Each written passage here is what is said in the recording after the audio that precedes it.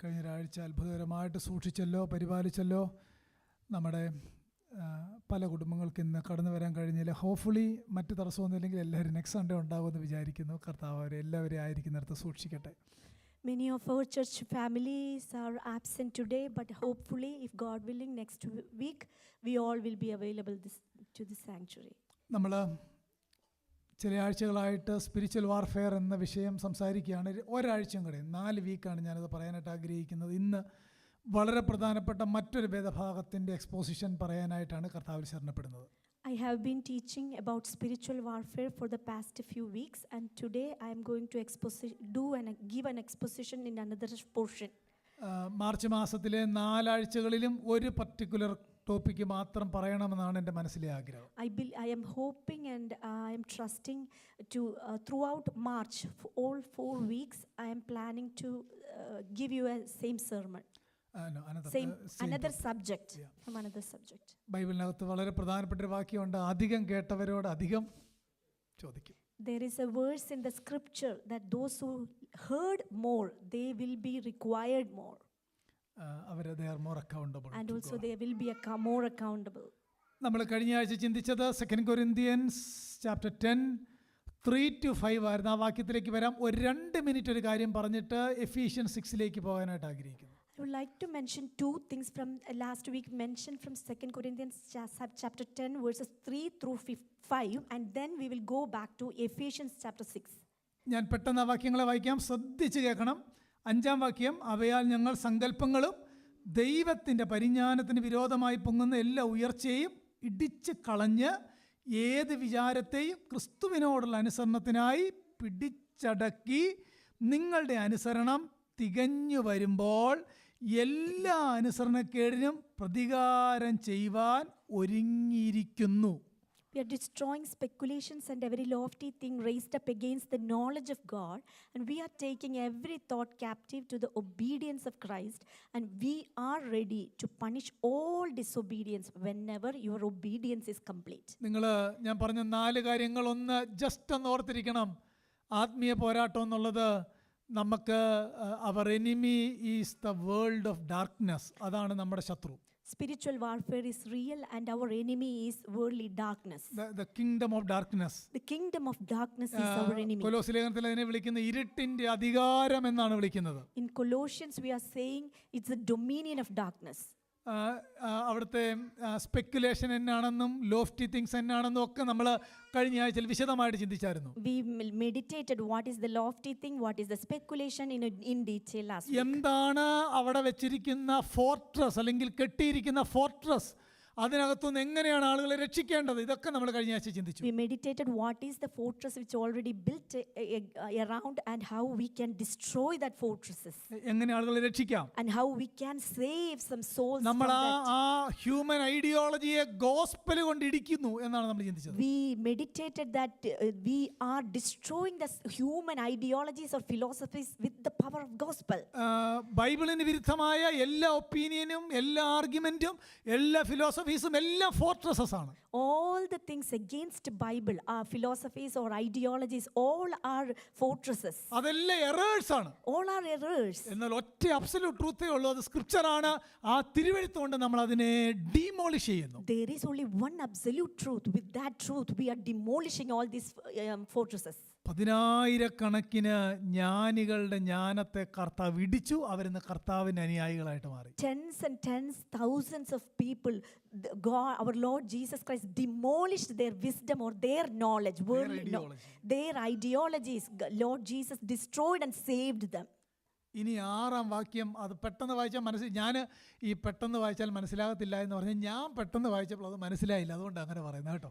If we read very easily, we may not be able to understand chapter 10 verse 6. കണ്ടോ, നിങ്ങളുടെ അനുസരണം തികഞ്ഞു വരുമ്പോൾ, വാക്യം കണ്ടോ, നിങ്ങളുടെ അനുസരണം തികഞ്ഞു വരുമ്പോൾ, we can see here your obedience whenever it comes to complete, എല്ലാ അനുസരണക്കേടിനും പ്രതികാരം ചെയ്യാൻ ഒരുങ്ങിയിരിക്കുന്നു. We are ready to punish all disobedience. അവിടെ 2 കാര്യമുണ്ട്. ഒന്ന്, ഒരു ഗ്രൂപ്പിന്റെ അനുസരണം തികയുന്നു, വേറൊരു ഗ്രൂപ്പിനെ പണിഷ് ചെയ്യുന്നു. കണ്ടോ 2 കാര്യം. We can see 2 groups. One group, their obedience is getting completed. The other group is increasing in their disobedience. എന്താണ് നിങ്ങളുടെ ശ്രദ്ധ എനിക്ക് തന്നെ കിട്ടണം. കാര്യം ഞാൻ ഈ ഇടയ്ക്കൊന്ന് വിട്ടുപോയാൽ നിങ്ങൾക്കൊന്നും മനസ്സിലായില്ല. ഞാൻ ഈ ഇടയ്ക്കിടയ്ക്ക് ഞാൻ പറയുന്ന പോലെ വചന ശുശ്രൂഷയും പ്രിപ്പറേഷനും ഹാർഡ് വർക്കാണ്, അധ്വാനമാണ്. I always mention that preparing scripture is really a hard work, so I would invite all of your undivided attention. എൻ്റെ വൈഫ് ഇവിടെ ഇരിപ്പുണ്ട്. അവൾ എന്നോട് ഇടയ്ക്ക് ചോദിക്കാറുണ്ട്, ഉപദേശിക്ക് ഇത്രയും പണിയുണ്ടെന്ന് അറിയാൻ മേലായിരുന്നു. My wife is sitting here.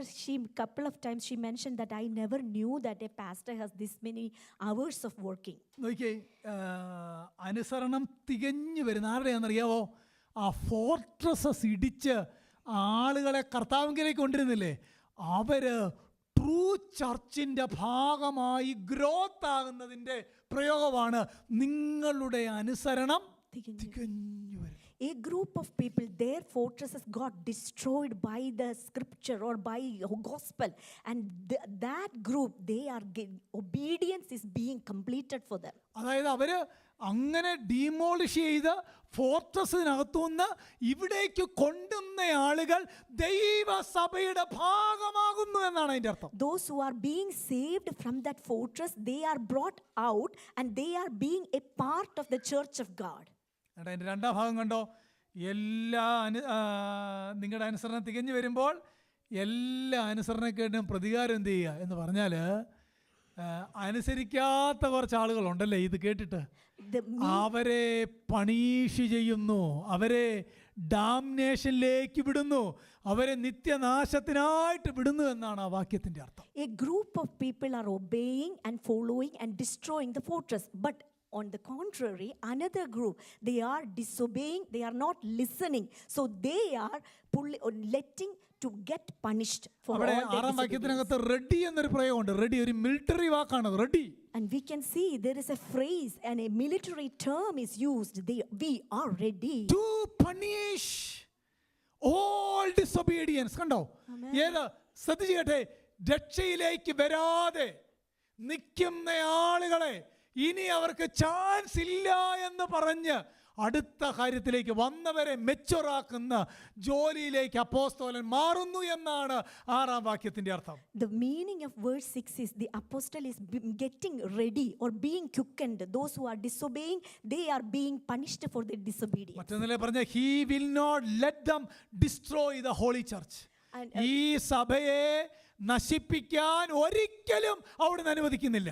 Amen. That group, God is never allowing those who are being obedient, God is never allowing them to be destroyed. ഇതേ കാര്യം എഫെസോസിലെ സഭയിലും പൗലോസ് ചെയ്തിട്ടുണ്ട്. ചില ആളുകൾ തെറ്റായ കോട്ടയൊക്കെ കെട്ടിയപ്പോൾ അവരെ പിശാചിനെ ഏൽപ്പിക്കുന്നതായിട്ട് വായിക്കുന്നുണ്ട്, right?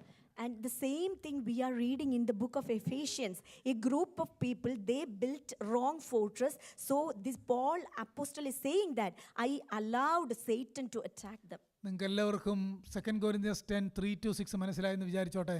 I believe all of you, we all are understood the meaning. 2 Corinthians chapter 10 verses 3. ആത്മീയ പോരാട്ടത്തിന് ഇൻട്രൊഡക്ഷൻ എല്ലാവർക്കും മനസ്സിലായെന്ന് വിചാരിക്കുന്നു. The introduction to spiritual warfare, I believe everyone got understood. 4 purpose ഉണ്ട്. ഒന്ന്, proclaim the truth.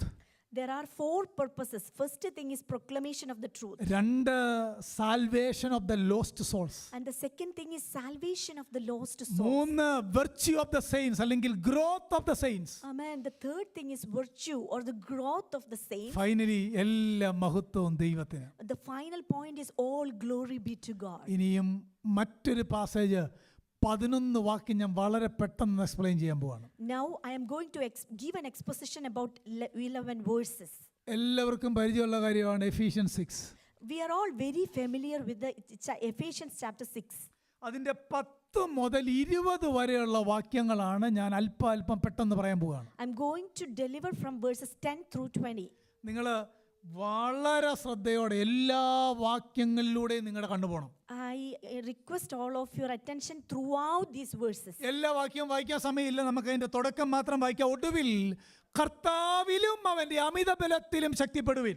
Finally, be strong in the Lord and in the strength of his might. 11 വാക്യം, പിശാചിന്റെ തന്ത്രങ്ങളോട് എതിർത്ത് നിൽക്കണം. Ephesians chapter 6 verse 11, put on the full armor of God so that you will be able to stand firm. 12 വാക്യം നിങ്ങൾ കണ്ടോ, നമ്മുടെ ശത്രു ആരാന്നുള്ളതിന് വളരെ വളരെ കൃത്യമായ എക്സ്പ്ലനേഷൻ ആണ്.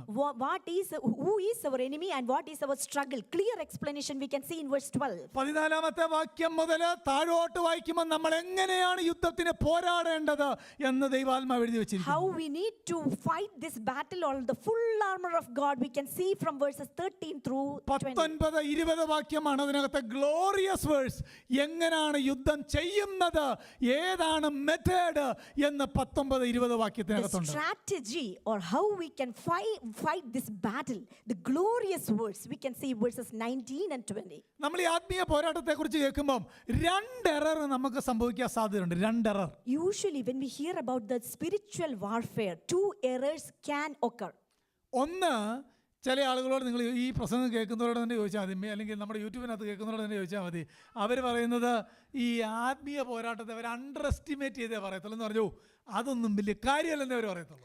Usually people underestimate the spiritual warfare. അങ്ങനെയുള്ള ഒത്തിരി പേരെ ഞാൻ കണ്ടിട്ടുണ്ട്. അവർക്ക് ആത്മീയ പോരാട്ടമെന്നോ ആത്മീയ യുദ്ധമെന്നോ നമുക്കൊരു എനിമി ഉണ്ടെന്നോ ഒക്കെ പറഞ്ഞാൽ അവർ അതിനെപ്പറ്റി least bothered. Majority of the group are least bothered when they hear about there is a spiritual warfare, there is a battle, there is an enemy. They don't care.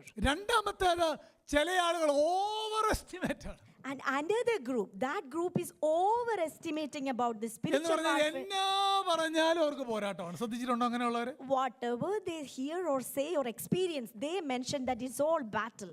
നിങ്ങൾ ആരും ഈ 2 കൂട്ടത്തിലുള്ളവരല്ലല്ലോ അല്ലേ? ഓവർ എസ്റ്റിമേറ്റും ഇല്ല, under എസ്റ്റിമേറ്റും ഇല്ല. I believe none of us are in those 2 groups, overestimated or underestimated group. നടന്നൊരു സംഭവം പറയാം. Let me tell you an incident which really happened. എനിക്കറിയാവുന്ന ഒരു പാസ്റ്ററും കുടുംബവും അവർ കുറച്ചേറെ മക്കളുള്ളൊരു കുടുംബമാണ്. അവരെല്ലാവരും കൂടെ ഒരു ചർച്ചിൽ കൂട്ടായ്മയ്ക്ക് പോയി. I know a pastor and family, they have a lot of big number family. They went to a church to attend this worship service. അദ്ദേഹം നല്ലൊരു ദൈവം നൽകിയേക്കുന്ന ഒരു ശുശ്രൂഷകനാണ്. That man is a pastor, was a man of God. അദ്ദേഹം ഇദ്ദേഹത്തെ ആർക്കും ആ ചർച്ചിൽ അറിയത്തില്ല, ഏറ്റവും ബാക്കിലായിട്ട് പോയിരുന്നു. That pastor was not known by any one of those churches. That was why the pastor sat back. അന്ന് ആ ചർച്ചിലെ മൈക്ക് സിസ്റ്റം ഭയങ്കര കംപ്ലൈന്റ് ആണ്. That day that mic system of that church was really complained. ഞാൻ ഈ പറഞ്ഞ കാര്യം വളരെ 100% truth ആണ് കേട്ടോ. This is really occurred. It's a 100% true story. ആ സഭയുടെ ലീഡ് പാസ്റ്റർ പറഞ്ഞു ഇത് ഭയങ്കര പോരാട്ടമാണ്, ഇതിനെ ശാസിക്കണമെന്ന് പറഞ്ഞു. That lead pastor mentioned that this is actually a spiritual warfare. We need to cast this out. ചുരുക്കി പറഞ്ഞ ഒരു വയർ ഊരി കിടക്കുമായിരുന്നു, അതായിരുന്നു പ്രശ്നം. Basically one wire got disconnected. That was the issue. ഈ പിശാചിനെ ശാസിക്കണമെന്ന് അദ്ദേഹം പറഞ്ഞതിന്റെ മെത്തേഡ് നിങ്ങൾക്ക് കേൾക്കണം. Do you know how that pastor said we need to cast out this demon? അഷേഴ്സിനോട് പറഞ്ഞു ബാക്കിലെ ഡോറെല്ലാം തുറന്നിടാൻ പറഞ്ഞു. He told all the ushers to open the back doors. എന്നിട്ട് പിശാചിനെ ആ ഡോറിക്കടെ ശാസിച്ചു വിടുമായിരുന്നു. And he was trying to cast out this demon through that open doors of the back of the church. അന്നേരം ഈ pastor വൈഫിനോട് പറഞ്ഞു, നമ്മുടെ പാസ്റ്റർ പുറകെ ഇരുന്ന് വൈഫിനോട് പറഞ്ഞു നമുക്കും പോയേക്കാവെന്ന് പറഞ്ഞു. Then this pastor told wife that let us all go from this church. അന്നേരം പാസ്റ്റർ പറഞ്ഞു ഇപ്പൊ പോയാൽ നമ്മളെ പിശാചെന്ന് പറയുന്നു പറഞ്ഞു. Then the pastor told that now let us wait, because if we leave now they will consider us as also demons. ഞാൻ പറഞ്ഞതിന്റെ അർത്ഥം over estimate. And I am saying that some people are overestimating about demons. നമ്മൾ ഈ 2 ഗ്രൂപ്പിലും ആകരുത്. Let us not belong to underestimate or overestimate. തിരുവെഴുത്തിനകത്ത് ആത്മീയ പോരാട്ടം എന്താണെന്നുണ്ട്. There is in the scripture what is a spiritual warfare. ആ പോരാട്ടം life long ആണെന്നുണ്ട്. This spiritual battle is lifelong. അതെങ്ങനെയാണ് വരുന്നതെന്നുണ്ട്. How it will come. എങ്ങനെയാണ് നമ്മൾ തിരിച്ച് respond ചെയ്യുന്നതെന്നുണ്ട്. How do we need to fight this battle? ഈ പുസ്തകത്തിന് പുറത്ത് യാതൊരു ഇൻഫർമേഷനും സ്പിരിച്വൽ വാർഫെയറിനെ പറ്റിയില്ല. Amen. Outside this book or the scripture, there is nothing, nowhere we can find the strategy about the spiritual warfare. നമ്മുടെ എല്ലാ ഹൃദയത്തിൽ കയറേണ്ട കാര്യം എന്താണെന്നറിയാമോ? Bible is sufficient. Amen. We all need to understand and keep it in your heart very firmly. This scripture is all sufficient. നമ്മളെല്ലാവരും വിശ്വസിക്കുന്നുണ്ട് Bible infallible ആണെന്ന്. We are all believing that Bible is infallible. അത് ഇന്നറന്റ് ആണെന്ന് നമ്മളെല്ലാവരും വിശ്വസിക്കുന്നുണ്ട്. We believe that it is an inherent word. ഇത് ദൈവ ശ്വാസീയമാണെന്ന് വിശ്വസിക്കുന്നുണ്ട്. It's God breathed word. പക്ഷെ എത്ര പേര് സത്യമായിട്ടും പറ ഇത് സഫിഷ്യന്റ് ആണ്, ഇതെനിക്ക് മതി എന്ന് വിശ്വസിക്കുന്ന എത്ര പേരുണ്ട്? But how many of us are believing that this is sufficient for me? വഞ്ചിക്കാതെ ഉത്തരം പറയണം. Let us not deceive ourselves. തിരുവെഴുത്ത് നിങ്ങൾക്ക് സഫിഷ്യന്റ് ആണോ? Are you believing that the scripture is all sufficient? നിങ്ങളുടെ എല്ലാ കാര്യത്തിനും തിരുവെഴുത്ത് സഫിഷ്യന്റ് ആണോ? Do you believe that for all your matters അത് scripture നമ്മുടെ is sufficient? ഹൃദയത്തിൽ എഴുതണം. Bible is sufficient. We need to write it down in the tablet of our heart that the scripture is all sufficient. 66 പുസ്തകം എനിക്ക് വേണ്ടത് എല്ലാ ഇൻഫർമേഷനും ഉണ്ട്. All 66 books are sufficient for all of my life matters. ആത്മീയ പോരാട്ടത്തിന് വേണ്ട sufficiency തിരുവെഴുത്തിനകത്ത് മാത്രമാണുള്ളത്. All the things which needed to fight the spiritual warfare is only can be found in this book of Bible. ഒരാമേൻ പറയാമോ അതിന്? Amen. Praise the Lord. അത് നമ്മുടെ മനസ്സിൽ കയറണോ കാര്യം? We need to get and absorb that fact. ഞാൻ ഈ പാസേജിനെ രണ്ടായിട്ട് തിരിക്കാൻ പോവാ. എൻ്റെ ഒപ്പം നിങ്ങൾ എല്ലാവരും പറയണം. വളരെ ഗൗരവമേറിയ ചില കാര്യം പറയാൻ പോവാ. I am going to divide this portion into two sections. ഒന്നാമത്തേത് അവർ ഫീൽഡ്, ഈ യുദ്ധക്കളം എന്താണെന്നുള്ളതാണ്. First thing is what is the field of this battle. രണ്ട് അവർ ഫൈറ്റ്, യുദ്ധം എന്താണെന്നുള്ളതാണ്. Next thing is the section is the fight of this battle. മറന്നു പോകരുത്, ഒന്ന് field ആണ്, രണ്ട് fight ആണ്. Do not forget, one is the field and the next one is the fight. യുദ്ധത്തിന്റെ field മനസ്സിലാക്കിയിട്ട് മാത്രമേ നമുക്ക് ഫൈറ്റ് ചെയ്യാൻ കഴിയത്തുള്ളൂ. Until and unless we understand the field of the battle, we are unable to fight the battle. ഈ ഫീൽഡിനകത്ത് മൂന്ന് കാര്യം ഈ വാക്യത്തിനകത്ത് എഴുതിയിട്ടുണ്ട്. We can see three things about the field mentioned in the scripture. നിങ്ങൾ അതിന്റെ 10 മുതൽ 14, 15 വരെ വായിക്കുമ്പോൾ ഫീൽഡ് എന്നാണെന്നുള്ളത് വെരി ക്ലിയർ ആണ്. When you read Ephesians chapter 6 verses 10 through 14, we will clearly understand the field of this battle. 17 മുതൽ 20 വരെയുള്ള വാക്യം വായിക്കുമ്പോൾ ഫൈറ്റ് എങ്ങനെയാണ്, ജയം എങ്ങനെയാണ്, എന്താണ് ട്രോഫി എന്ന് കൃത്യമായിട്ട് വായിക്കുന്നുണ്ട്. When we read verses 17 through 20, we can clearly understand what is the fight and how we can achieve the trophy. ഈ 11 വാക്യം എല്ലാം എക്സ്പ്ലെയിൻ ചെയ്യാൻ വളരെ സമയം വേണമെന്ന് നിങ്ങൾക്ക് എല്ലാവർക്കും അറിയാം. All these 11 verses, if I wanted to explain, it needs a lot of time. ഈ കാര്യങ്ങളെല്ലാം ദൈവസഭയോട് പറയുന്നത് നമ്മുടെ പ്രാർത്ഥനയിൽ, നമ്മുടെ ആത്മീയ ജീവിതത്തിൽ നമ്മൾ മുന്നോട്ട് ഓരോ ദിവസം നടക്കുമ്പോഴും ഈ കാര്യങ്ങൾ നമ്മുടെ ഹൃദയത്തിൽ സംഗ്രഹിക്കണം. ദൈവവചനത്തെ നമ്മുടെ ഹൃദയത്തിൽ നിറയ്ക്കണം. I am exhorting this message because we want to saturate our heart and our mind with this scripture, and throughout our life we need to lead a life by having this scripture inside rooted. നമ്മുടെ field, യുദ്ധത്തിന്റെ ഫീൽഡിൽ മൂന്ന് കാര്യം അവിടെ ഉണ്ട്. മൂന്ന് കാര്യം. We can see three things in the field of this battle, യുദ്ധത്തിന്റെ ആ ഫൈറ്റിനകത്ത് 4 കാര്യം പ്രധാനമായിട്ടുണ്ട്. and we can see four things in the fight of this battle. അങ്ങനെയെങ്കിൽ 4, 3, 7 കാര്യം ഏറ്റവും സമ്മറൈസ് ചെയ്താൽ ഈ പാസേജിനകത്തുണ്ട്. And we can see in total 7 things we can see in throughout this passage. അങ്ങനെയെങ്കിൽ നമുക്ക് ഓരോന്ന് അല്പാൽപ്പം ചിന്തിക്കാം. Let us think carefully these 7 things. എന്താ field? What is the field? ആ ഫീൽഡിനകത്ത് 3 കാര്യം നമ്മൾ അറിയണം. ഒന്ന്, നമ്മുടെ റിസോഴ്സസ് നമ്മൾ അറിയണം. 2, നമ്മുടെ അഡ്വേഴ്സറി ആരാന്ന് നമ്മൾ അറിയണം. 3, നമ്മുടെ ഗോൾ ആരാണെന്ന് നമ്മൾ അറിയണം. We need to understand the resources, we need to understand the adversary, and also we need to understand the goal. നമുക്ക് എന്തൊക്കെ റിസോഴ്സസ് ആണ് ഇവിടെ ഉള്ളതെന്ന് അറിയണം. We need to understand clearly what നമ്മുടെ resources are അഡ്വേഴ്സറി available. പിശാചാണ് എന്ന് നമ്മൾ അറിയണം. We need to understand that the adversary is Satan. നമ്മളെ പറ്റിയുള്ള ദൈവത്തിന്റെ ഗോൾ എന്താണെന്ന് അറിയണം. We need to clearly understand what is the goal about each one of us. 10 മുതൽ 16 വരെ വാക്യം വായിക്കുമ്പോൾ റിസോഴ്സ് എന്താണെന്ന് അവിടെ ഉണ്ട്. നമ്മുടെ അഡ്വേഴ്സറിയെ പറ്റിയുള്ള വിവരണം അവിടെ ഉണ്ട്. നമ്മളെ പറ്റിയുള്ള ദൈവത്തിന്റെ ലക്ഷ്യം എന്താണെന്ന് അവിടെ ഉണ്ട്. We can see the resources, the adversary, and the goal from verses 10 through 16. 17 മുതൽ താഴോട്ട് വായിക്കുമ്പോൾ നമ്മുടെ യൂണിഫോം എന്തായിരിക്കണമെന്ന് അവിടെ വായിക്കുന്നുണ്ട്. 17 through we can see what should be our uniform. 2, നമ്മുടെ വെപ്പൺ എന്താണെന്ന് അവിടെ വായിക്കുന്നുണ്ട്. വെപ്പൺസ് എന്താണെന്ന് വായിക്കുന്നുണ്ട്. Then we can see what should be our weapons to fight this battle. എന്നിട്ട് അടുത്ത താഴോട്ട് വായിക്കുമ്പോൾ ഈ യുദ്ധത്തിനകത്ത് നമ്മൾ ഒറ്റയ്ക്കാണോ അതോ നമ്മുടെ കൂടെ ആളുകളുണ്ടോ എന്ന് വായിക്കുന്നുണ്ട്. ഹൂ ഈസ് അവർ പാർട്ട്നേഴ്സ് എന്ന് വായിക്കുന്നുണ്ട്. And we can see who is our partners. Finally 19 and 20 വായിക്കുമ്പോൾ വിക്ടറി എന്താണെന്ന് വായിക്കുന്നുണ്ട്. അങ്ങനെയെങ്കിൽ ഞാൻ ഇതിനെ ഇങ്ങനെ സമ്മറൈസ് ചെയ്യാം. In our field we see our resources, our adversary and our goal. In our fight we see our uniform, our weapons, our patterns and ultimately our victory. ഇത്രയും കാര്യം ആ വേദഭാഗത്തിനകത്തുണ്ട്. In this field, we can see throughout the verses what is the resources, who is the adversary, and what is our goal. And in the fight, we can see what should be our uniform, what should be our weapons, and who should be our partners, and what is our victory. Yes, അത്രയും എത്ര rich ആണല്ലേ ആ ഭാഗങ്ങൾ. Hallelujah. 11 വാക്യത്തിനകത്ത് ഞാൻ ഏറ്റവും simple ഔട്ട്ലൈനാ തയ്യാറാക്കിയിരിക്കുന്നത്. ഏറ്റവും simple outline. ഇത് ഞാൻ വളരെ വെരി ഓണസ്റ്റ് ആയിട്ട് പറയാം. ആ പാസേജ് 11 വാക്യം എനിക്ക് മിനിമം ഒരു 4 hours എങ്കിലും എക്സ്പ്ലെയിൻ ചെയ്യാൻ പറ്റും. ഓരോന്നെടുത്ത് എക്സ്പ്ലെയിൻ ചെയ്യാൻ അത്ര റിച്ചാണ്. പക്ഷേ അത്ര ലെങ്തി ആയിട്ട് പോയാൽ നമുക്ക് ഗ്രഹിക്കാനായിട്ട് കഴിയത്തില്ല. പക്ഷേ ഇത്രയും കാര്യം ഓർത്തോണം.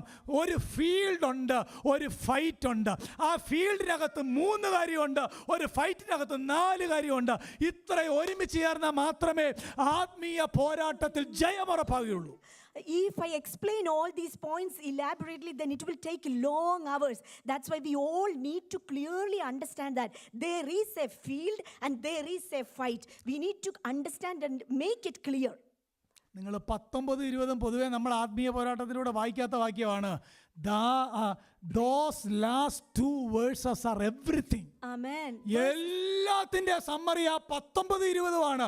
അത് വെരി റിച്ച് വേഴ്സ് ആണ്. Amen. In the armor of God, usually we do not understand verses 19 and 20. That is a glorious verse, prayer. നമ്മൾ മാക്സിമം അങ്ങനെയല്ല, അതിന്റെ താഴോട്ട് വാക്യമുണ്ട്. പ്രയർ ആയില്ല, 18, 19. I will explain later. Okay. Pray on my okay. Okay. ഓരോ ചിന്തിക്കുക. അതിൻ്റെ ഒപ്പം നിങ്ങൾ എല്ലാവരും വരുമല്ലോ. എന്ത് ഞാൻ പറയാം, ഇങ്ങനെ ശാന്തമായിട്ടും വ്യക്തമായിട്ടും പറഞ്ഞാലേ ഈ വേദഭാഗം മനസ്സിലാവുള്ളൂ. അല്ലെങ്കിൽ ഉണ്ടല്ലോ ഒരു വെടിയും പുകയൊക്കെ തോന്നുള്ളൂ, ഒന്നും മനസ്സിലാകുകയില്ല. നമ്മൾ പറയും ഭയങ്കര സംഭവമായിരുന്നു, എന്നതാ പറഞ്ഞതെന്ന് ചോദിച്ചോക്കണം, അതൊന്നും എനിക്കറിയാൻ മേല, ഭയങ്കര പരിപാടിയായിരുന്നു പറയും. Since I am speaking it very explanatory way, because we need to understand that. ഒരു ശുശ്രൂഷകനെ ദൈവസഭയിലാക്കിയേക്കുന്നത് ദൈവവചന ഘോഷണം നിവർത്തിക്കേണ്ടതിന് മാത്രമാണെന്നാണ് പ്രധാന purpose. An overseer or a pastor is appointed in a church to instruct or teach clearly. അതല്ലേ ബൈബിൾ പറയുന്നത്, ദൈവവചന ഘോഷണം നിവർത്തിക്കേണ്ടതിന് ഞാൻ സഭയുടെ ശുശ്രൂഷകനായി എന്നാണ് വായിക്കുന്നത്. I became a minister to the church in order to teach the scripture. അങ്ങനെയെങ്കിൽ ആ റിസോഴ്സസ് എന്താണെന്ന് 10-ാം വാക്യത്തിനകത്തുണ്ട്. 10ഉം 11ഉമാണ് നമ്മുടെ റിസോഴ്സസ്. എങ്ങനെ വായിക്കുന്നത് നോക്കിയേ. ഒടുവിൽ കർത്താവിലും അവൻ്റെ അമിത ബലത്തിലും ശക്തിപ്പെടുവീൻ, പിശാചിന്റെ തന്ത്രങ്ങളോട് എതിർത്ത് നിൽക്കുവാൻ കഴിയേണ്ടതിന് ദൈവത്തിന്റെ സർവായുധ വർഗം ധരിച്ചുകൊള്ളുവിൻ. That 2 verses are our resources. We can see in the field resources. What are the resources? These resources are in chapter 6 verse 10 and 11. Finally, be strong in the Lord and in the strength of his might. Put on the full armor of God so that you will be able to stand firm against the schemes of the devil. പ്രിയപ്പെട്ടവരെ, അവിടെ 2 കാര്യം പരിശുദ്ധാത്മാവ് എഴുതിയിട്ടുണ്ട്. എന്നാന്നറിയാമോ നമ്മുടെ resources ആയിട്ട്? ഒന്ന് his might and his armour. എല്ലാവരും ശ്രദ്ധിച്ചോ. ഒന്ന് അവന്റെ ശക്തി, 2 അവൻ നൽകുന്ന armours. Amen. The resources which he is providing, one is his might and the other one is his full armor. ഈ വളരെ വളരെ പോപ്പുലറൈസ് ആയിട്ട് ഈ സ്പിരിച്വൽ വാർഫെയർ ഒക്കെ പ്രസംഗിക്കുന്ന ആളുകൾ നിങ്ങൾ ശ്രദ്ധിച്ചിട്ടുണ്ടോ? അവർക്കെന്തോ പ്രത്യേകതയുണ്ടെന്നുള്ളതാണ് അവരുടെ പ്രസംഗത്തിനകത്ത്. ശ്രദ്ധിച്ചാൽ മതി. അവർക്കെന്തോ പ്രത്യേക കഴിവുണ്ട്, അവർക്കെന്തോ പ്രത്യേക എബിലിറ്റി ഉണ്ട്, അവർക്കെന്തോ വലിയ ദൈവം കൊടുത്ത പ്രത്യേക ഗിഫ്റ്റ് ഉണ്ട്. നോ, അങ്ങനൊരു കാര്യമല്ല. ഇവിടെ ഇരിക്കുന്ന എല്ലാവർക്കും 2 റിസോഴ്സ് ഉണ്ട്. ഒന്ന് his might and his armour. Amen. There are popular preachers. Usually they claim that they have certain ability to fight this battle. They are showing off certain things to do that. But clearly we all need to understand, for all those who are born again, they have the resources provided. This resources is his might and his full armor. ആർക്കും പ്രത്യേകതയില്ല. എന്നെ ശ്രദ്ധിച്ചു കേൾക്കണം. ആർക്കും പ്രത്യേകതയില്ല. There is no preference to anyone. രക്ഷിക്കപ്പെട്ട എല്ലാവരും ഫീൽഡിലാണ്. All those who are truly born again, they are all in the battlefield. അങ്ങനെ ഫീൽഡിലായ എല്ലാവർക്കും fight ഉണ്ട്. Those who are in the battlefield, they all need to fight this battle. എല്ലാവർക്കും ഒരു ശത്രുവാണുള്ളത്. All those who are born again have the same enemy. എല്ലാവർക്കും ഒരേ ആയുധം മാത്രമാണുള്ളത്. All are provided with the same weapon. ആത്മീയ പോരാട്ടത്തിൽ സ്പെഷ്യലിസ്റ്റുകളില്ല. There is no specialist in the battlefield. എല്ലാവരുടെ ഹൃദയത്തിനകത്ത് കാരണം ആത്മീയ പോരാട്ടത്തിന് സ്പെഷ്യലിസ്റ്റ് ഇല്ല. There are no specialists in the spiritual warfare. എല്ലാവർക്കും രണ്ട് റിസോഴ്സ് ഉണ്ട്, his might and his armour. All are those who are truly born again are provided with two resources, his might and the full armor of God. Those are our resources. Amen. Hallelujah. ഇനി പറയുന്ന കാര്യം ശ്രദ്ധിച്ച് കേട്ടോണം. നമ്മുടെ resources not our cunning, not our intellect, not anything in or about me and you. Lord's might and Lord's armor, those are our resources. Amen. Hallelujah. എല്ലാവർക്കും ഗ്രഹിക്കാൻ പറ്റിയോ? Hallelujah. അതോ ആത്മീയ പോരാട്ടത്തിൻ്റെ സ്പെഷ്യലിസ്റ്റിനെ കണ്ടെത്തണം? പുസ്തകം എഴുതിയ ഞാൻ ഈ പീറ്റർ വാഗ്നർ എന്നൊരു പേര് പറയാൻ കാര്യം അദ്ദേഹമാണ് ഏറ്റവും ഫേമസ് ആ മേഖലയിൽ. അങ്ങനത്തെ ബുക്കൊക്കെ എഴുതി ഞാനതൊക്കെ വായിച്ചിട്ടുള്ളതുകൊണ്ടാണ്. നിങ്ങളത് വായിക്കുകയും പുസ്തകം മേടിച്ച് പൈസ കളയുകയും വേണ്ട, അതുകൊണ്ടാണ് ഞാനങ്ങ് പറഞ്ഞേക്കുന്നത്. ശ്രദ്ധിച്ച് കേട്ടെ, ഒരാൾ ഒരു ഭക്തനായ ദൈവദാസൻ പറഞ്ഞൊരു വാചകമാണ്, യു കനോട്ട് വൂപ്പ് ഡെവിൾ. മനസ്സിലായോ? എന്ന് പറഞ്ഞാൽ നമ്മൾ ഈ പിശാചിനെ ശപിക്കുകയൊക്കെ ചെയ്യുന്നവരുണ്ട്. You cannot whoop devil. എന്നാ പറ്റി ആകെ ഒരു തണുപ്പിരിക്കുന്നത്? ഞാൻ ഓർത്ത് ഈ പിശാചിന്റെ കാര്യം പറയുമ്പോഴെങ്കിലും ഹല്ലേലൂയ പറയുമായിരിക്കും. Praise lord. എൻ്റെ കണ്ണിങ്ങിനോ എൻ്റെ ഇൻ്റലക്റ്റിനോ എൻ്റെ ഐഡിയോളജിക്കോ എൻ്റെ തിയറിക്കോ എൻ്റെ കഴിവിനോ എൻ്റെ ഫാസ്റ്റിങ്ങിനോ എൻ്റെ പ്രാർത്ഥനയ്ക്കോ ഒന്നും പ്രത്യേകമായിട്ടൊന്നുമില്ല. His might and his armour are our resources. Amen. And do not ever think that our cunningness, our intellectual power, or our ideology, or our theory, or our prayers, nothing matters for this battle. Nothing will be sufficient. But the resources for everyone, those who are born again, is his might and the full armor of God. നമ്മളെല്ലാം ത്രിയേക ദൈവത്തിന്റെ residence ആണല്ലേ? We are all the residents of a triune God. ത്രിയേക ദൈവം നമ്മൾ വസിക്കുകയാണ്. We are carrying a triune God. അങ്ങനെങ്കിൽ ആ 10-ാം വാക്യം നിങ്ങൾ നോക്കിയേ, കർത്താവിലും അവന്റെ അമിത ബലത്തിലും ഇവിടെ ഇരിക്കുന്ന എല്ലാവർക്കും ഉണ്ടെന്നേ.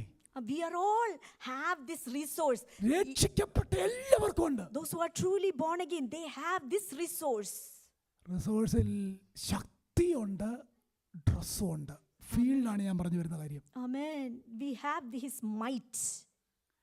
12-ാമത്തെ വാക്യം ഒന്ന് വായിച്ചേ, Verse 12.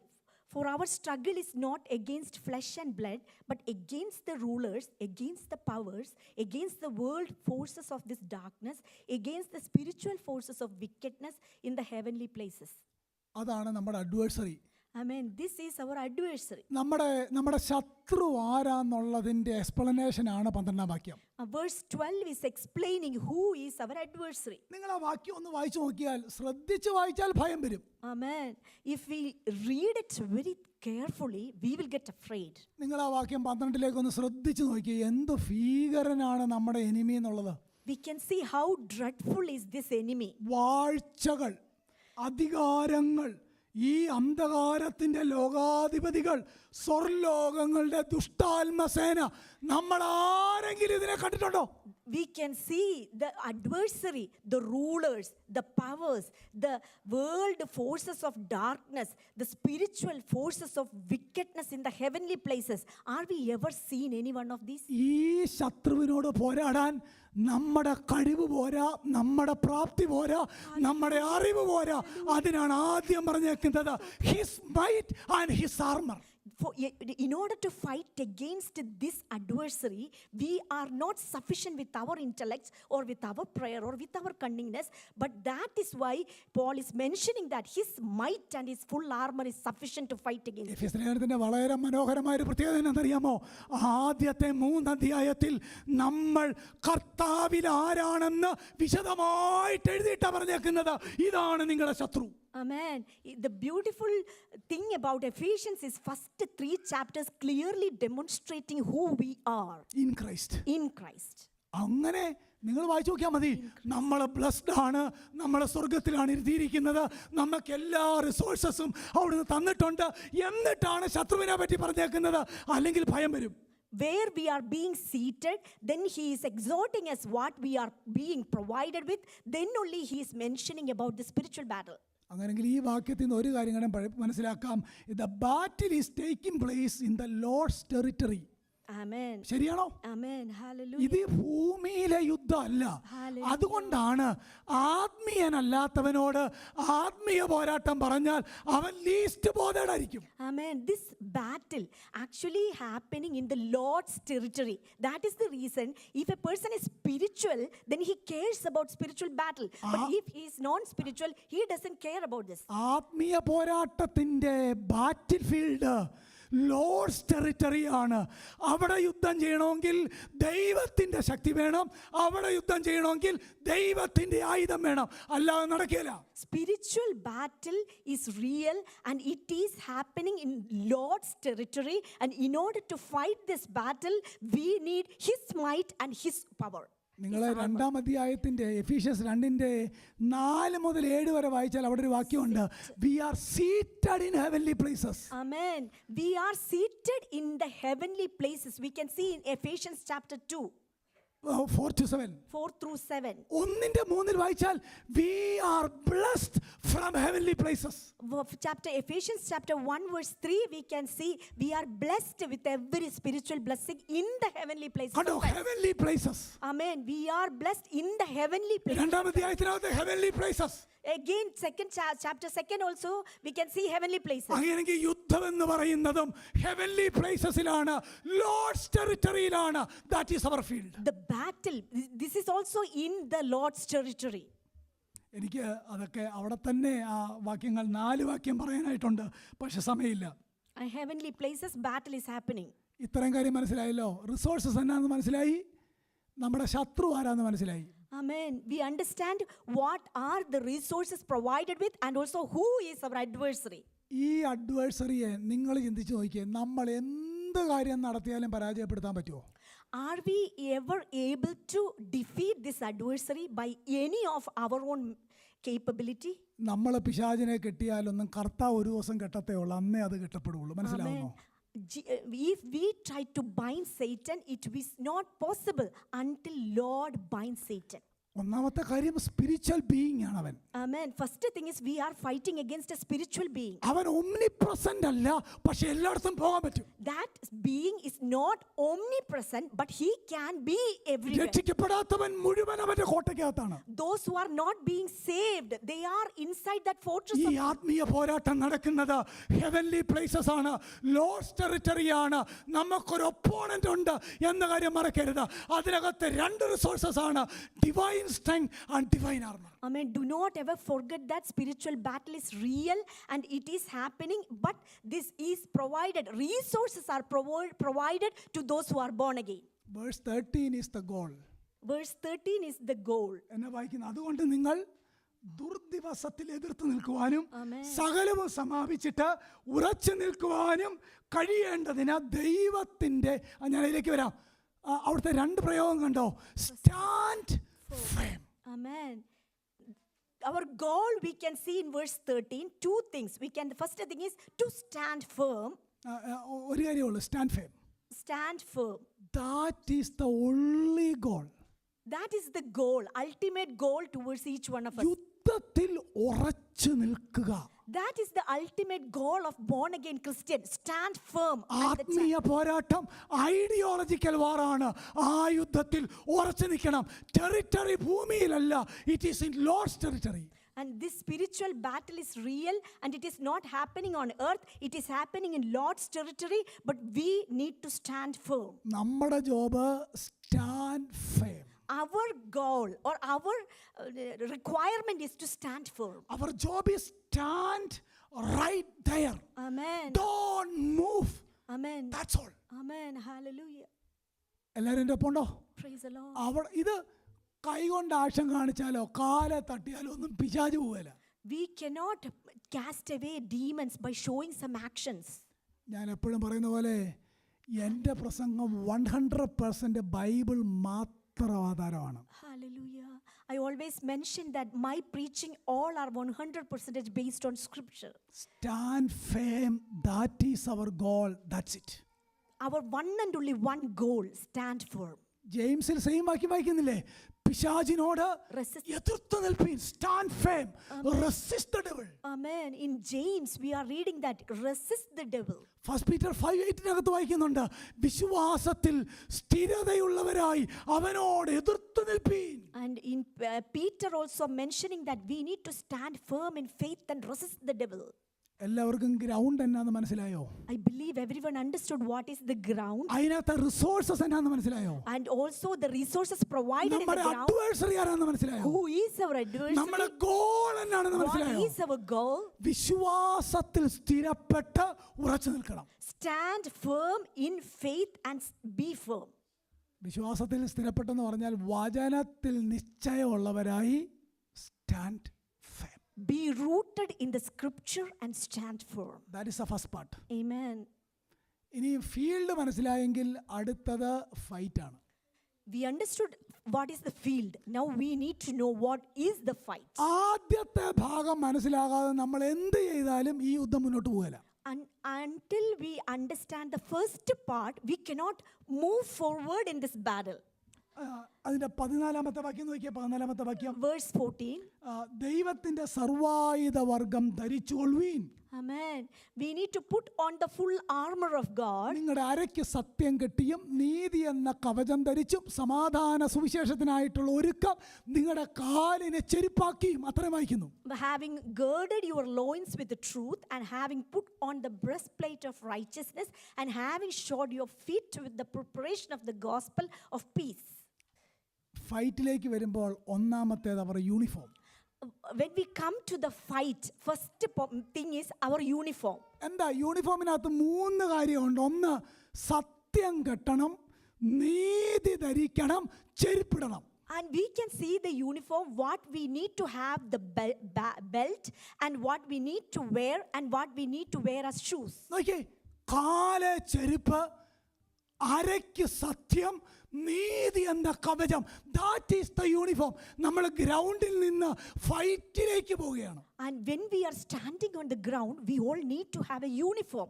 We need to have the truth as our loins, and then righteousness as the breastplate, and the preparation of the gospel of peace in the feet. ഇതിനെ 3 ഒന്ന് എക്സ്പ്ലെയിൻ ചെയ്യാൻ സമയമില്ല, ഓരോ വാക്യത്തിൽ പറയാം. Let me explain in one sentence each. Truth എന്താ truth? അരയ്ക്ക് സത്യം കിട്ടുക എന്ന് പറഞ്ഞാൽ What is truth? We need ഒന്ന് to നമ്മൾ ഓണസ്റ്റ് ആയിരിക്കണമെന്നാണ് അതിന്റെ ഒരർത്ഥം. the meaning is we need to be honest. രണ്ടാമത്തെ അർത്ഥം, കർത്താവാണ് truth. And the second thing is he is the truth. അരയ്ക്ക് സത്യം കെട്ടുക എന്ന് പറഞ്ഞാൽ ഒരർത്ഥം, put on Christ. Amen. We need to gird our belt with truth. That means we need to put on Christ. നീതി എന്ന കവചം ധരിച്ചെന്ന് പറഞ്ഞാലോ, What is righteousness as a breastplate? മുമ്പേ ചതിമോഹങ്ങളെ 4-ാം അധ്യായത്തിന്റെ 14-ാം വാക്യം 20 മുതൽ വാക്യം വായിച്ചാൽ മതി. മുമ്പേ ചതിമോഹങ്ങളാൽ വഷളായി പോയ നിങ്ങളുടെ പഴയ മനുഷ്യനെ ഉരിഞ്ഞു കളഞ്ഞ് ക്രിസ്തുവിനെ എന്ത് ചെയ്യണം? ധരിക്കണം. And we can see in chapter 4 verses 20 to 22, you lay aside the old self which is being corrupted in accordance with the lust of deceit, and that you renewed in the spirit of your mind. അങ്ങനെങ്കിൽ സത്യം കെട്ടുക എന്ന് പറഞ്ഞാൽ put on Christ. We need to gird with the truth. That means put on Christ.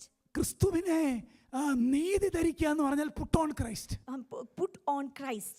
Gospel of peace കാലിന് ചെരുപ്പാക്കണമെന്ന് പറഞ്ഞാൽ gospel is Christ, right? Amen. Gospel of peace, we need to take it as the shoe. Gospel is Christ. And gospel also is Christ. ഇനി എല്ലാം കൂടെ ചേർത്താൽ, ഈ 3 കാര്യങ്ങളും ചേർത്താൽ ഏറ്റവും ചുരുക്കമായിട്ട് എങ്ങനെ പറയാം? Christ is Christ. sufficient. Puttu on Christ. Amen. നമ്മുടെ യുദ്ധത്തിന്റെ യൂണിഫോം എന്നാണെന്നറിയാമോ? കർത്താവിനെ ധരിക്കുക. If we conclude, summarize all these, how we can fight this battle, put on Christ. ഞാൻ അതിനെ ഇങ്ങനെ സമ്മറൈസ് ചെയ്യാം. Hallelujah. Remember, it is the Lord's might and the Lord's armor. The battle is taking place in the Lord's territory. Our goal is to stand firm and to be clothed in Christ. Amen. In the Lord's territory is the battle, and we need to stand firm and put on Christ to fight this battle. അത്രയും കാര്യം clear ആയോ? Amen. Hallelujah. കർത്താവിനെ ധരിക്കാതെ, അവൻ്റെ നീതിവസ്ത്രം ധരിക്കാതെ, കർത്താവിന് yield ചെയ്യാതെ, ജീവിതം സമ്പൂർണ്ണമായി കർത്താവിനെ ഏൽപ്പിക്കാതെ ഈ യുദ്ധം എങ്ങും നടക്കുകയില്ല.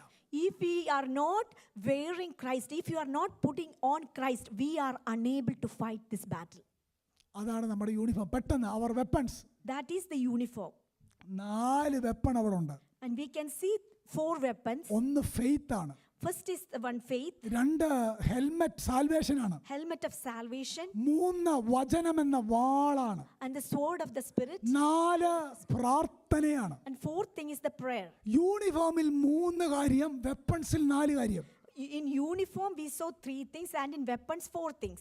ഇവിടെ ഓരോ സെൻറ്റൻസിൽ പറയാം, എനിക്ക് എല്ലാം കൂടെ പറഞ്ഞു തീർക്കാൻ പറ്റത്തില്ല. ഓരോ സെൻറ്റൻസിൽ പറഞ്ഞാൽ എന്നെ ശ്രദ്ധിച്ചു കേട്ടെ. ബൈബിൾ അങ്ങടച്ചു, എന്നെ ശ്രദ്ധിച്ചു കേട്ടെ. വിശ്വാസം എന്ന പരിച, Shield of faith. ഈ വിശ്വാസം എന്ന പരിചയുടെ പ്രത്യേകത എന്നാണെന്നറിയാവോ? Do you know the importance of shield of faith? ഇവിടെ ഇരിക്കുന്ന എല്ലാവരോടും ഒരുമിച്ചാണ് യുദ്ധത്തിനകത്ത്. We are all together fighting this battle. അതുകൊണ്ട് എല്ലാവർക്കും പരിചയമുണ്ട്. So we all have this shield. ആരോ വന്നാൽ ഇവിടെ കൊള്ളില്ല. കാര്യം എന്നാണെന്നറിയാമോ? എനിക്ക് ചുറ്റും പരിചയമാണ്, നമുക്ക് എല്ലാവർക്കും ചുറ്റും പരിചയമാണ്. If an arrow is darting towards me, if there is a shield, it won't touch me. കാരണം ഇത് കോർപ്പറേറ്റ് വാറാണ്. This is a corporate war. Individual വാറല്ല. This is not an individual ഒരാൾ war. അങ്ങോട്ട് പരിചയമാണെങ്കിൽ ഒരാൾ ഇങ്ങോട്ട് പരിചയമായിരിക്കും. അങ്ങോട്ടും ഇങ്ങോട്ടും നോക്കണ്ട, ഫോക്കസ് ഒറ്റ ലക്ഷ്യത്തിലേക്ക് മാത്രം. Amen. We all are shield of faith together, and it is a corporate war, and we need to move forward together. എവിടുന്ന് വന്നാലും നമ്മൾ കവേർഡ് ആണെന്നാണ് അതിന്റെ അർത്ഥം. വിശ്വാസം എന്ന പരിച. The meaning is from whichever direction a dart is coming, it won't affect us because we have a completely coverage with the shield of faith. എന്താ helmet വന്നേക്കുന്നതിന്റെ കാര്യം? What is the helmet of salvation? പണ്ടൊരു ideology ഉണ്ടായിരുന്നു, അത് പിശാചിന്റെ ideology ആയിരുന്നു. There was an old ideology which is from Satan. പക്ഷെ ഇന്ന് ഐഡിയോളജിക്ക് സ്ഥാനമില്ല. ഒരു ഐഡിയോളജി ഇവിടെ കയറുകയില്ല. സാൽവേഷന്റെ ഹെൽമെറ്റ് എന്റെ തലയിലുണ്ട്. There won't get any ideology into my brain because there is a helmet of salvation on me. ആകെ എന്റെ അകത്ത് കയറുന്നതിനാണെന്നറിയാമോ? ഇത് മാത്രമേ ഉള്ളൂ. Hallelujah. കാര്യം എന്നാ? ഒരു ഈ ഹെൽമെറ്റിനെ ഭേദിക്കാൻ ആർക്ക് കഴിയല. Because there is a helmet of salvation. Nothing can destroy that helmet. So no other ideology will get into my mind. അങ്ങനെങ്കിൽ നമ്മുടെ പ്രൊട്ടക്ഷൻ കർത്താവാണ്. Our protection is Lord. നമ്മുടെ സാൽവേഷനും കർത്താവ് തന്നെയാണ്. Our salvation is also Lord Jesus. അടുത്ത നമ്മുടെ ആയുധം കണ്ടോ? വചനമെന്ന ആത്മാവിന്റെ വാൾ. മറ്റൊരു വായിക്കുന്നത് ക്രിസ്തുവിന്റെ വചനം. It is all about Christ. Amen. Again we can see the sword of the Spirit, which is the word of God, which is God. ഇതിനെയാണ് ഇത്ര ആയുധങ്ങൾ കൊണ്ടാണ് നമ്മൾ കോട്ടയിടിക്കുന്നത്. മനസ്സിലാവുന്നോ? With these weapons we are fighting and destroying that fortress. Faith ഉണ്ട്, ഇങ്ങോട്ടൊന്നും ഏൽക്കില്ല. Since there is faith, it won't affect us. 2 helmet ഉണ്ട്, ഒരു ഐഡിയോളജിയും ഇവിടെ ഇനിയും കയറുകയില്ല. Since there is a helmet of salvation, no other ideology will get 3 into my mind. ഒഫൻഡിങ്ങിനായിട്ട് കോട്ടകളെ ഡീമോളിഷ് ചെയ്യാൻ വചനം എന്ന വാൾ എൻ്റെ കയ്യിലുണ്ട്. In order to offend, as an offensive weapon, I have the word of God. So no other darts will get into me. Praise the Lord. Hallelujah. Finally ഇതിന്റെ resource എവിടെ നിന്നാണെന്നറിയാമോ? ഏത് സമയത്തും ആത്മാവിൽ പ്രാർത്ഥിച്ചും. ആത്മാവിൽ പ്രാർത്ഥിക്കുക എന്ന് പറഞ്ഞാൽ prayer guided and moved by the Holy Spirit. Amen. ആത്മാവിൻ്റെ ഇഷ്ടത്തിന് ആത്മാവിൽ നിറഞ്ഞ് ഏത് സമയത്തും ആത്മാവിൽ പ്രാർത്ഥിച്ചു. The resources are being provided by this resource, strong and glorious resource, by prayer and petition, especially pray at all times in the Spirit. നമ്മൾ ചിന്തിച്ചു വന്നത് our uniform. We are thinking about our uniform, our weapons. അടുത്ത നിങ്ങൾ നോക്കി our partners. And our partners. Verse 18ന്റെ അവസാന ഭാഗം നോക്കി ആരൊക്കെ യുദ്ധം ഒറ്റയ്ക്കാണോ എന്നുള്ളത്. Whether this battle is individual or a corporate battle. അതിനായി ജാഗരിച്ചുകൊണ്ട് സകല വിശുദ്ധന്മാർക്കും. And with this in view, petition for all the saints. എന്താ അതിൻ്റെ അർത്ഥം? സകല വിശുദ്ധന്മാർക്കെന്ന് പറഞ്ഞാൽ What is the it meaning is a of? corporate war. Amen. This is not an individual war. This is petition for all അതാ ഞാൻ saints. ആരും പറയും, ഇതിനകത്ത് സ്പെഷ്യലിസ്റ്റുകളില്ല. That's why I mentioned that there is no ഈ one individual. പറഞ്ഞേക്കുന്ന രക്ഷയും വിശ്വാസവും വചനവും പ്രാർത്ഥനയും എല്ലാം എല്ലാവർക്കും ഒരുപോലുള്ളതാണ്. All these things which we are meditating, this is available to everyone, those who are truly born again. അങ്ങനെങ്കിൽ എഫീഷ്യൻസ് 6 യുദ്ധത്തിനകത്ത് നമ്മൾ ആരും ഒറ്റയ്ക്കല്ല. It is a corporate war. If that is so, the battle mentioned in the book of Ephesians, this battle is not an individual warfare, it is a corporate warfare. Corporate എന്ന് പറഞ്ഞാൽ എന്നാ? The war of the church. Amen. What is സഭയാണ് ആ group എന്നുള്ളത് മനസ്സിലാവുന്നോ? അതുകൊണ്ട് ആർക്കും ഉത്തരവാദിത്തം മറക്കാൻ പറ്റിയതല്ല. കോർപ്പറേറ്റ് വാർ എന്ന് പറഞ്ഞാൽ നമ്മൾ ഒരുമിച്ചാണ് യുദ്ധത്തിനകത്ത്. corporate war means we are not fighting this war individually but corporately, our partners. and we are partners. നമ്മളെല്ലാവരും we are partners. We are partners. Finally എനിക്ക് വളരെ കാര്യം പറയാനുണ്ട്. ഒറ്റ കാര്യം കൂടെയും, our victory. Amen. Final thing is I need to mention our victory. ആത്മീയ പോരാട്ടത്തിന്റെ ജയം എന്നാണെന്നറിയാവോ? Hallelujah. What is the victory of a spiritual warfare? നമുക്ക് എന്തെങ്കിലും താൽക്കാലികമായി സംഭവിക്കുന്ന ഒരു കാര്യമല്ലത്. That is not a thing, something happens as a temporary one. ചെറിയ എന്തെങ്കിലും കാര്യം നടക്കുന്നല്ലത്. It's not a transient one or a small, slight one. 19-20 ആണ് അതിന്റെ core verse. That is the victory. The victory is belonging in verses 19 and Paul 20. പറയാ, ഞാൻ ചങ്ങല ധരിച്ചുകൊണ്ട് Hallelujah. സ്ഥാനവതിയായി സേവിക്കുന്ന സുവിശേഷത്തിന്റെ മർമ്മം പ്രാഗൽഭ്യത്തോടെ അറിയിക്കുവാൻ എൻ്റെ വാ തുറക്കുമ്പോൾ എനിക്ക് വചനം നൽകണം. കണ്ടോ, അറ്റാക്ക് കണ്ടോ? വാ തുറക്കുമ്പോൾ എനിക്ക് വചനം നൽകണം.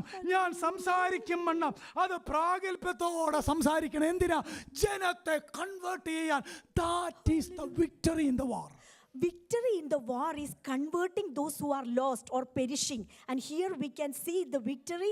Pray on my behalf that utterance may be given to me in the opening of my mouth to make known with boldness the mystery of the gospel, for which I am an ambassador in chains, that in proclaiming it I may speak boldly as I ought to speak. ഇപ്പൊ clear ആയ വാക്യം? Amen. I believe you are all clear.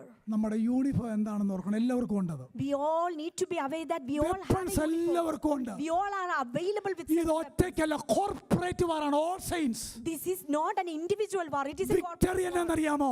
ഇത് preach ചെയ്യുമ്പോൾ പ്രാഗൽഭ്യത്തോടെ പറഞ്ഞ് ആളുകളുടെ കോട്ടയിടിച്ച് അവരെ ഇവിടെ കൊണ്ടുവരേണ്ടതിന് we are praying together. Amen. The victory is when we need to pray together in order to break the bondages of Satan or darkness from people or the lost souls, and we need to save lost souls into this kingdom. How to activate our weaponry? Amen. How to activate our weaponry? By corporate prayer. Amen. By corporate prayer we can activate this weaponry. എനിക്ക് finally ഞാൻ ഒരു ഭാഗം കൂടെ പറഞ്ഞ് പെട്ടെന്ന് എൻ്റെ വാക്കുകളെ നിർത്താം. Amen. Hallelujah. ഈ പ്രസംഗത്തിന്റെ കൺക്ലൂഷൻ 3 സെന്റൻസ് ആണ്. 3 sentence. 3 sentences is the conclusion of this message. ശ്രദ്ധിച്ച് കേൾക്കണം ഈ 3 sentence. The greatest act of spiritual warfare is the proclamation of the gospel. എല്ലാവരും കേട്ടോ? Amen. The greatest act of the spiritual warfare is the proclamation of the gospel. Amen. Hallelujah. Second, the greatest victory of spiritual warfare is a soul being brought from darkness into his marvelous light. Amen. ഒന്ന്, gospel proclaim ചെയ്യുന്നതാണ് ഏറ്റവും വലിയ ആത്മീയ പോരാട്ടത്തിൻ്റെ പ്രവൃത്തി. ഏറ്റവും വലിയ വിജയം എന്നുള്ളത് ആളുകളെ കർത്താവിലേക്ക് നടത്തുന്നതാണ്. 3, the greatest trophies of spiritual warfare are those of us who can say by grace and grace alone. Amen. Hallelujah. 3 കാര്യം കേട്ടോ. The act of spiritual warfare. Amen. The victory of spiritual warfare is the trophy of spiritual warfare. Amen. Three things we all need to be remembered. The act of the spiritual warfare, the act is proclamation of the gospel in order to save some lost souls. And this warfare and the trophies is we need to save some lost souls from this battlefield. The greatest act, the greatest victory, the greatest trophy. Amen. The greatest act and the greatest war and the greatest trophy. എല്ലാവർക്കും clear ആയോ? I believe all are clear. എന്നിട്ട് രക്ഷിക്കപ്പെട്ട നമുക്കെല്ലാം John ന്യൂട്ടനോട് ചേർന്ന് പറയണം. John Newton who rote amazing grace. എങ്ങനെ പറയണം? എന്താ പാട്ട് പറയുന്നത്? Amazing grace. How sweet the sound that saved a wretch like me. Amen. I once was lost, Amen. but now I am found. I was blind, but now I see. Amen. Amen. The greatest act, the greatest victory, the greatest trophy. Amen. ഇത്ര ഭാഗം clear ആയോ? Amen. ആത്മീയ പോരാട്ടം corporate ആണ്. Amen. എല്ലാവർക്കും പങ്കാളിത്തമുണ്ട്. ഇത് മറന്നു പോകരുത്. നമ്മുടെ എല്ലാവരും ഉത്തരവാദിത്തമാണ്. നമ്മുടെ കർത്താവിൻ്റെ പൊന്നുനാമം